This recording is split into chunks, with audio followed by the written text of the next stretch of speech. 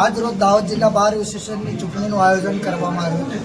આ ચૂંટણી ગુજરાત બાર એસોસિએશનના દ્વારા આયોજન જે નિયમો છે એ નિયમો મુજબ કરવામાં આવી હતી। એ ચૂંટણીની અંદર પ્રમુખ પદ માટે 3 ઉમેદવારોએ ઉમેદવારી નોંધાવી હતી। એ 3 ઉમેદવારોમાં પ્રમુખ પદ તરીકે જે ઉમેદવારોએ ઉમેદવારી નોંધાવી એની અંદર જયેન્દ્ર પ્રેમશંકર દીક્ષિત કે જેઓ પ્રમુખ પદમાં વિજેતા થયા છે, તેમજ ઉપપ્રમુખ પદ માટે 2 ઉમેદવારોએ ઉમેદવારી નોંધાવી હતી। તેમાં સંજય કનુભાઈ મકવાણા જે ઉપપ્રમુખ તરીકે વિજેતા થયા છે, તેમજ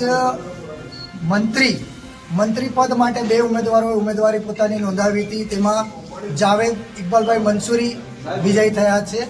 સહમંત્રી પદ માટે 2 ઉમેદવારોએ ઉમેદવારી નોંધાવી હતી, એની અંદર રમેશભાઈ વેસનાભાઈ બબેરિયા વિજય થયા છે। તેમજ 2 બિનહરીફ પોસ્ટ હતી।